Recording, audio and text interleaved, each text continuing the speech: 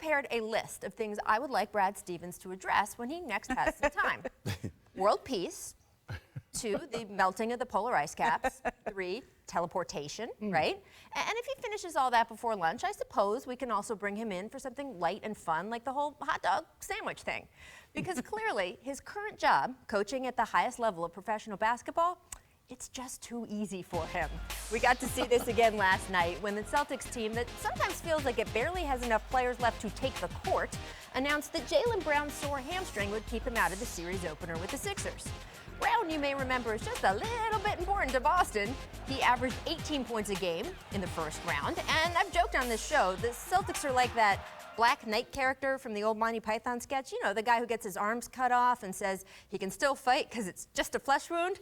Well, the Brown news made it feel like Boston had its arms and leg and possibly an ear sliced away, and yet, the Celtics were absolute bulldogs again last night, right from the opening tip. And make no mistake, this isn't beautiful basketball that Boston is playing right now. But each night, they are getting something from someone. And last night, it was Terry Rozier, who on his way to shooting the lights out, also gave us this nice Bob Cousy impersonation here. Rozier would finish going 7 for 9 from 3, totaling 29 points. But it wasn't just him. It was also rookie Jason Tatum. Nice.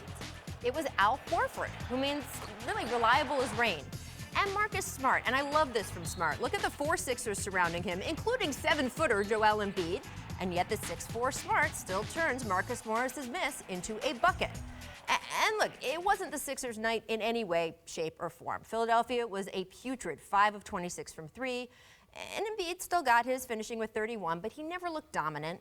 Ben Simmons, well, let's just say the Celtics made everyone remember that this league can be a difficult place for a guard who doesn't trust his shot. Simmons had 7 turnovers. He was also greeted with these chants at the free throw line.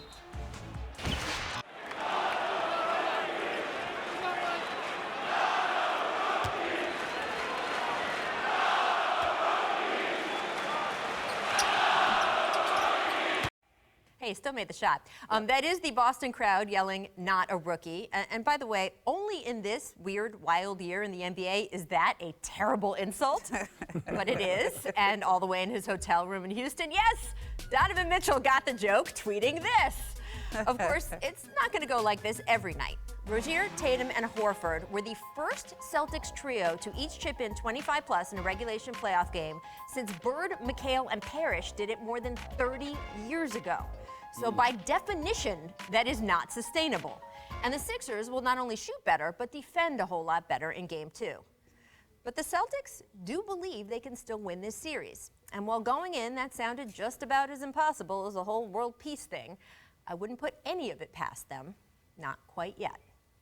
So, Byron, do you believe, after what you saw last night, that the Celtics can win this series? I believe they could win the series even before last night, to be honest with you. I think this team is playoff driven. They're playoff tested. They got 3 guys that showed up big time last night, and they seem to just plug these guys in. You know, Brad has done an unbelievable job of just getting everybody to believe that they can win, number one. And number 2, to also do your job, you know, stay in your lane. And I think last night what you saw is a very resilient basketball team that plays hard, and they weren't the number 2 ranked defensive team in the league for nothing. You know, there's a reason behind that. That's because they come and defend every single night. And Brad said it in his interview, you know, in the game. He said, "Listen, we're going to take away their threes," and they did just that. So you got to give these guys a lot of credit. I thought at the beginning of the series it was going to be a great series, but I thought that Boston had the edge in 2 areas. Number 1, they had home court advantage, and number 2, their playoff experience. And I think those 2 things right now was very evident last night in the game, and it showed big time.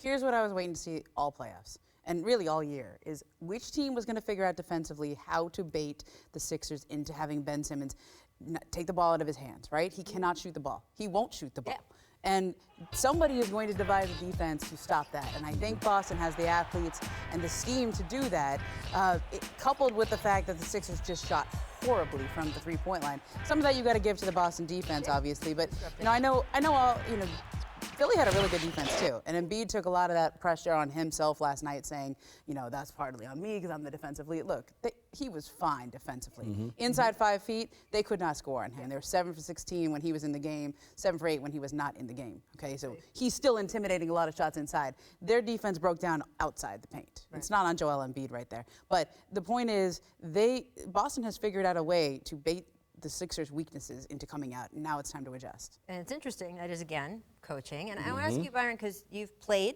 for a Hall of Fame coach, championship coach. You've been a coach of the year. I'm going to just throw that in there again.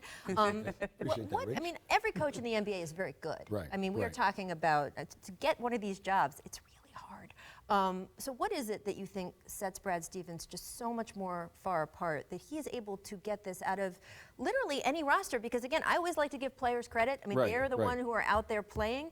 The fact is, there has not been a single player on that Celtics roster who has played every game. The only consistency has been Brad Stevens. Right. I think the one thing we always talk about as coaches, you try to put players in a position to be successful. And I think Brad has done an unbelievable job of doing that with the guys that he has on this roster. I think number two, you want these guys to have the ultimate confidence. I think Brad has given these guys the ultimate confidence every single night to go out and play the way they're playing. And number three, for me, is being able to communicate with these guys. And I think he's done that on a level where these guys feel comfortable talking to him and going out and being able to implement that game plan. So when you take all three of those things as a coach and you're able to get that to these young guys that he has on his team, it's golden. And these guys are showing it, you know, during the regular season when you had Kyrie go down. Well, obviously first it was Gordon, and then you have Kyrie, and now, you know, Jalen. So these guys have been able to just put in a different position and still be able to produce every single night. So you got to give the coaching staff, Brad Stevens in particular, a great deal of confidence, but also a great deal of respect because of what he's been able to do with these guys.